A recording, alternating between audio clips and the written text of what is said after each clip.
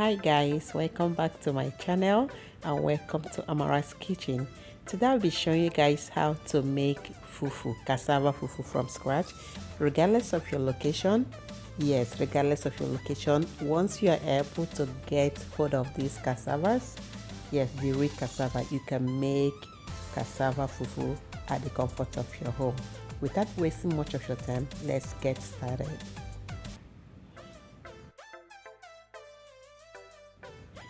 If you're new to my channel, don't forget to subscribe and turn the notification bell on and give this video a thumbs up. Alright guys, so here I'll be making getting this cassava ready in my backyard. Yes, this is during the summer period and the weather is so nice and bright. As you guys can see, it's really bright, like the sunlight is actually affecting my camera. It's so bright that I couldn't even reduce it, but I hope you guys can see what I'm doing, that is bright enough for you guys to see. Yeah, so the first step of course is to cut your cassava and peel them off. Yes, so go ahead and peel all the skin out of the cassava. So I'm gonna speed that up a little bit. So I asked my daughter to get me a big pot. So I'll be using the pot to wash the cassava. So I will not be soaking the cassava with the pot. Rather, I'll be using it to bake it. Sorry, did I say bake? I'll be using the pot to wash the cassava. So once all the cassava has been peeled, I'll go ahead and throw the shaft away. I'll set it aside for now while I proceed to washing the cassava. So it needs to be properly washed. So I'll wash them and put them in a big container.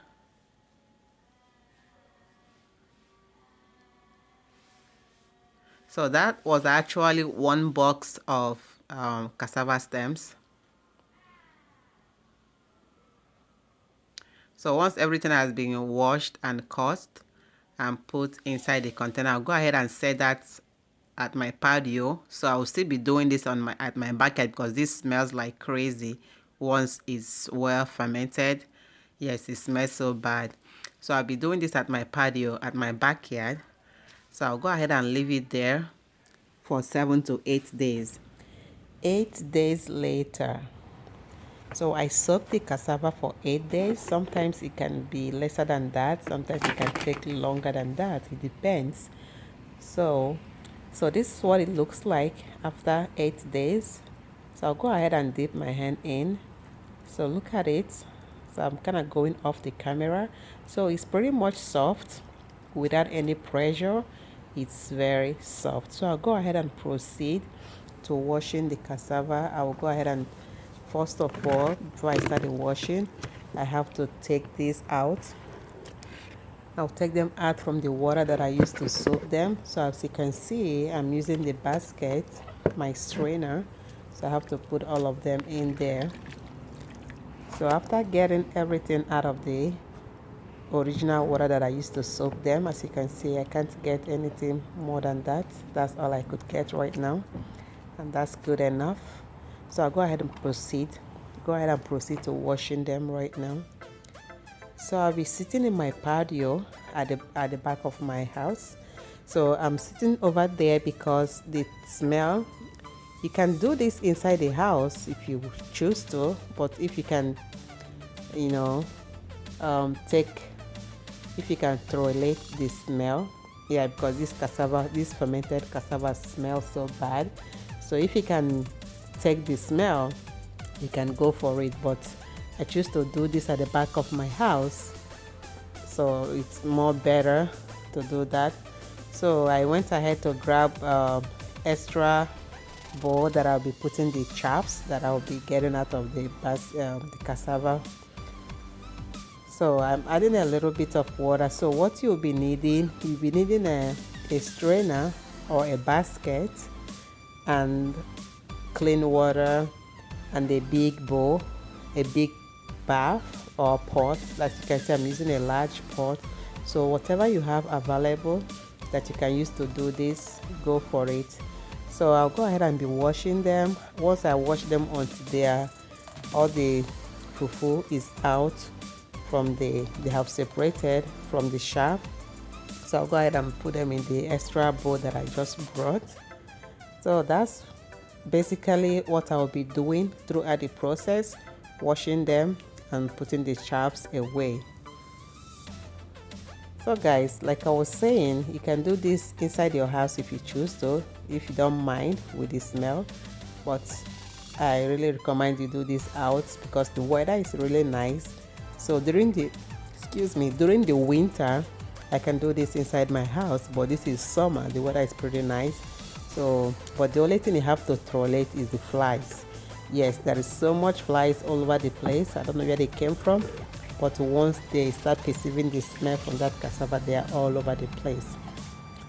So guys, as you can see, I'm done with the washing process already. Yeah, so I'll go ahead and place that over there.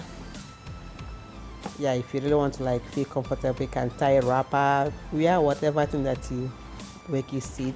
So I've washed all my utensils, and here is my garden. I have a lot of ripe tomatoes, so I just thought I should just use this opportunity to plug all the ripe tomatoes that I have in my garden. So I'll go ahead and plug them because they are pretty much ripe. So I'll grab one of the bowls. So after plugging them, that was a lot more than I expected, so I plugged like 2 large containers, as you can see. And this is my cassava, so I will go ahead and let them sit there for a couple of hours until they're all settled down. So while I'm waiting, so I'll just go ahead and quickly wash up my patios. So you don't want all those cassava water that was spreading on the floor, you don't want to leave that there. So 4 hours later, yes, after 4 hours, as you can see, the cassava has separated from the water. Look at it properly. So I'll go ahead and take this extra water out of the cassava. So here right now is my cassava. Yes, so the next step, what I will do now is to use a pillowcase. So I've been using this one for a while. It's not like something new. So if you don't have that, you can go ahead and purchase a new pillowcase, or if you have extra pillowcase in your house, go ahead and wash them very well, then use them to scoop all the cassava inside of it. So I'm bringing it closer so you can see what I'm doing. So I'm scooping all the cassava inside the pillowcase bag. So but if you have any other thing that is better than this pillowcase bag, go for it. Yes, so after scooping every single thing, so I don't want to waste a lot of time, I'm just speeding that up. So once everything has been scooped right into the pillowcase bag, as you can see, the pot is empty right now, there is nothing in there. So after that, I'll go ahead and wrap this up.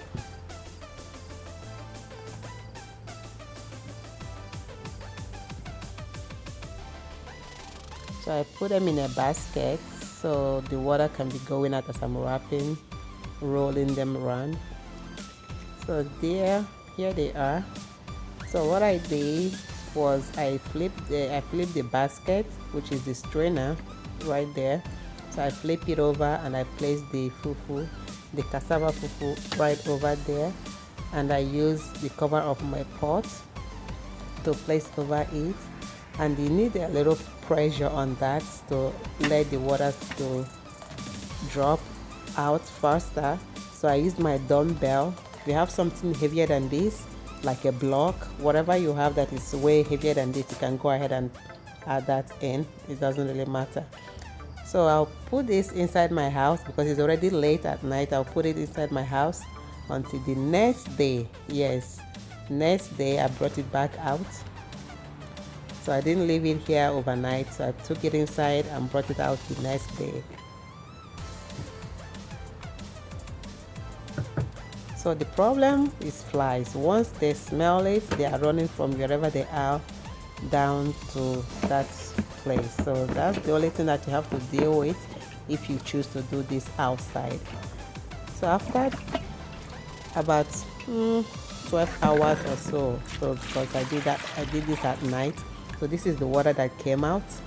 So that's quite a large amount of water that came out. So I'll go ahead and open the bag up. The flies are so annoying, yeah. But I don't want this to be smelling right inside my house, so that's why I'm doing it outside. But that's okay. I can deal with the flies.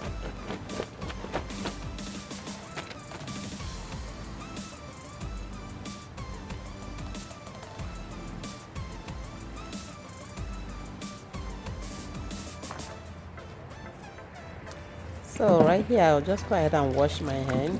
And I have my container. So this is custard, like the large custard container. So I'll go ahead and use this to put all the fufu. So, but if you don't have this kind of container, you can just use a plastic wrap and wrap them up in a little portion and then put them in your fridge or in your freezer, depending on how long you're going to be preserving them. So, but I just put them in this my container, custard container, just the way it is right now. As you can see, I got a whole full container.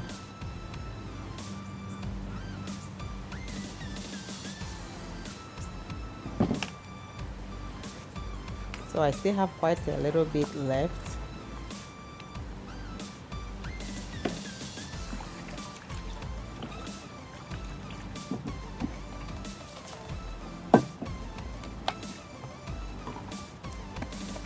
So I'll cover that up and set it aside until when I'm going inside. So the leftover, I pour that in the bowl. So look at that. So it looks so soft and white. So you remember when we used to like mold fufu, like apple. I don't know if you guys remember this. Yeah, bringing the memories back. Yep. So this is better done with 2 hands, guys. So I went ahead and set my camera down to do this with my 2 hands.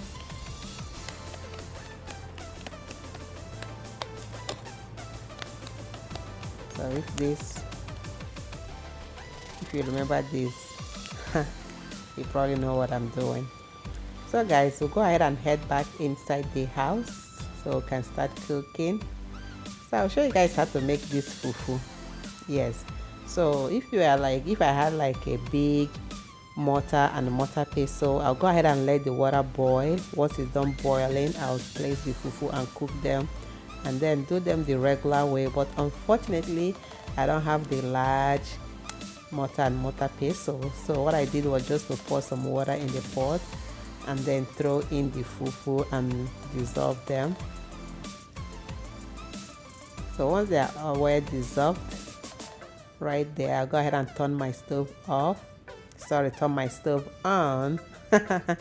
Yes, I turned my stove on and I'll keep cooking. So I have to switch up my turning stick because the other one is not that strong. Yeah, so I turn turning stick to the heavy duty turning stick and I'll keep stirring this like constantly, or like every 2 to 3 minutes I stir them around. As you can see, it's already thickening up. So I'll continue with that process. I just have to fast forward this a little bit. So I keep turning and turning. So as you can see, look at what that is looking like right now. It's all coming together. So I'll go ahead and add a little bit of water.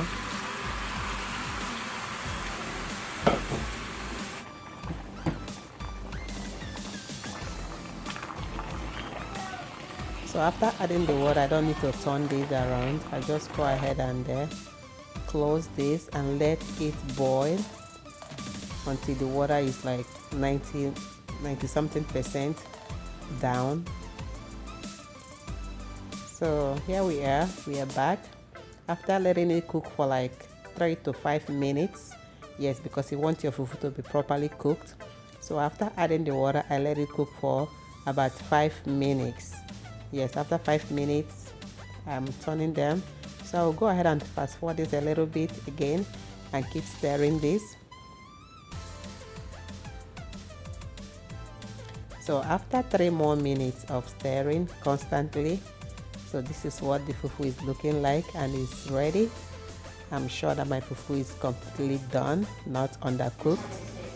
So I'll go ahead and use my spatula and scrape that out of the turning stick. So I'll be wrapping this up with the plastic wrap. So you can wrap this up with any wrapper of your choice, but for me I'm using plastic wrap. As you can see, it's not sticking at all. So after wrapping them, I got like about 5 fufu out of it. Yes, so this is how it looks like. Very nice. So just let them sit for a couple of minutes, after about 5 to 10 minutes. This is what it looks like. So I don't know if you remember what to call this. Apple, fufu, packet shirts, white man. What do you remember calling this back in Africa? Nigeria, to be precise. Okay guys, if this is your first time on this channel, do not forget to click on the subscription button and turn the notification bell on, and give this video a thumbs up, and I will see you guys on my next video.